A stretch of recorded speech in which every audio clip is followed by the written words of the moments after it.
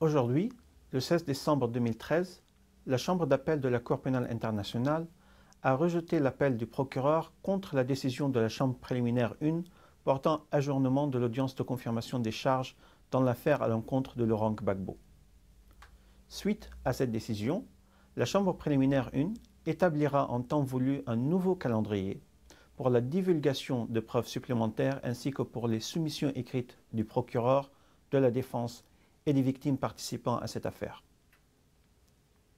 Le 3 juin 2013, la Chambre préliminaire 1 avait rendu à la majorité une décision portant ajournement de l'audience de confirmation des charges et avait demandé au procureur d'envisager d'apporter dans la mesure du possible des éléments de preuve supplémentaires ou de procéder à de nouvelles enquêtes relativement à un certain nombre de points concernant les allégations de fait des 41 événements présentés à l'appui des éléments contextuels des crimes contre l'humanité allégués, ainsi que concernant les 4 incidents qui sont reprochés à M. Gbagbo. L'attaque d'une manifestation devant les locaux de la radiodiffusion télévision ivoirienne, l'attaque au cours d'une manifestation à Abobo, le bombardement du marché d'Abobo et des zones adjacentes, et les événements de Yopougon. Le 12 août 2013, le procureur a déposé un appel à l'encontre de cette décision.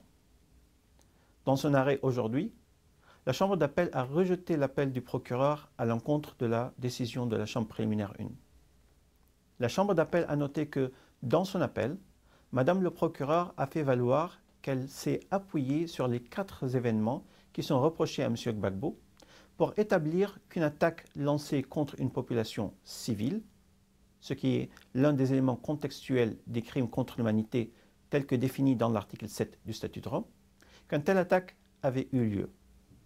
La Chambre d'appel a conclu que cela ne reflétait pas précisément les charges que le procureur avait présentées en vue de l'audience des confirmations des charges. La Chambre d'appel a noté que, lors de la confirmation des charges, le procureur s'est appuyé sur 41 événements, en plus des 4 incidents qui sont reprochés à M. Gbagbo, en vue d'établir que l'attaque avait eu lieu.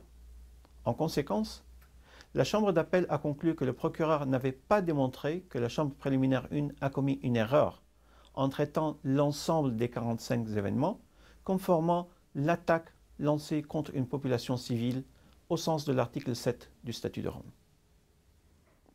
Laurent Gbagbo aurait engagé sa responsabilité pénale individuelle pour 4 chefs de crimes contre l'humanité, meurtres, viols et autres violences sexuelles, actes de persécution et autres actes inhumains, qui auraient été perpétrés dans le contexte des violences post-électorales survenues sur le territoire de la Côte d'Ivoire entre le 16 décembre 2010 et le 12 avril 2011.